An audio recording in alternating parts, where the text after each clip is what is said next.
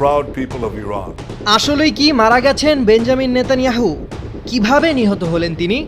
জীবিত থাকলে কেন সামনে আসছেন না তিনি? এসব প্রশ্নে এখন ছয়লাভ সামাজিক যোগাযোগ মাধ্যম। ইরানের তাসনিম নিউজ এজেন্সির দাবি, নিখুঁত ইরানি হামলায় হয়তো নিহত বা মারাত্মক আহত হয়েছেন ইসরায়েলি প্রধানমন্ত্রী। মধ্যপ্রাচ্যের যুদ্ধক্ষেত্রে এই চরম নাটকীয় খবরের জন্ম দিয়েছে খোদ তাসনিম নিউজ এজেন্সির একটি চাঞ্চল্যকর রিপোর্ট। নোভা এলইডি টিভি, ঝকঝকে ছবি, নিখুঁত শব্দ, 5 বছরের ওয়ারেন্টি। নোভা মানি সঠিক মান, নিশ্চিত সেবা। সংবাদ মাধ্যমটির হিব্রু সূত্রের তথ্য মতে এই প্রবল জল্পনার পেছনে রয়েছে অকাট্য কিছু সমীকরণ। প্রথমত, গত 4 দিন ধরে নেতানিয়াহুর কোনো সাম্প্রতিক ছবি বা ভিডিও প্রকাশ পায়নি। এর আগে যেখানে প্রতিদিন তার 1 থেকে 3টি ভিডিও আসতো, সেখানে কেবল টেক্সট ভিত্তিক বিবৃতি আসছে।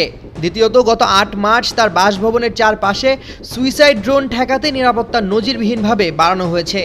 পরিস্থিতি এতটাই ভয়ঙ্কর যে ডোনাল্ড ট্রাম্পের জামাতা জেরার্ড কুশনার এবং বিশেষ দূত স্টিভ উইটকফের পূর্ব নির্ধারিত ইসরায়েল সফর হঠাৎ বাতিল করা হয়েছে।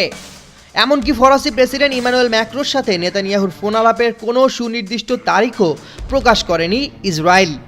এর পাশাপাশি রুশ গণমাধ্যমের বরাত দিয়ে সাবেক মার্কিন গোয়েন্দা কর্মকর্তা স্কুট রিটারও দাবি করেছেন নেতানিয়াহুর গোপন আস্তানায় সরাসরি আঘাত এনেছে ইরান এবং তার ভাই নিহত হয়েছেন। এই জল্পনা কল্পনার মধ্যেই ইসরায়েল ড্যামেজ কন্ট্রোলের মরিয়া চেষ্টা চালাচ্ছে। যাচাই করে দেখা গেছে মাত্র 3 ঘন্টা আগে নেতানিয়াহুর অফিসিয়াল ইউটিউব চ্যানেলে তড়িঘড়ি করে একটি ভিডিও প্রকাশ করা হয়েছে। কিন্তু চমকপ্রদ ব্যাপার হলো, এই ভিডিওটির ডেসক্রিপশনেই স্পষ্ট লেখা রয়েছে ভিডিওটি গত রাতে ধারণ করা। অর্থাৎ তার বর্তমান বা একদম সাম্প্রতিক অবস্থার কোনো নির্ভরযোগ্য প্রমাণ ইসরায়েলি প্রশাসন এখনও বিশ্ববাসীর সামনে হাজির করতে পারেনি। এই রহস্যময় নীরবতা এবং পুরনো ভিডিও দিয়ে লুকোচুরি খেলার অপচেষ্টা তাসনিম নিউজ এজেন্সির দাবিকেই যেন আরও জোরালো করে তুলেছে।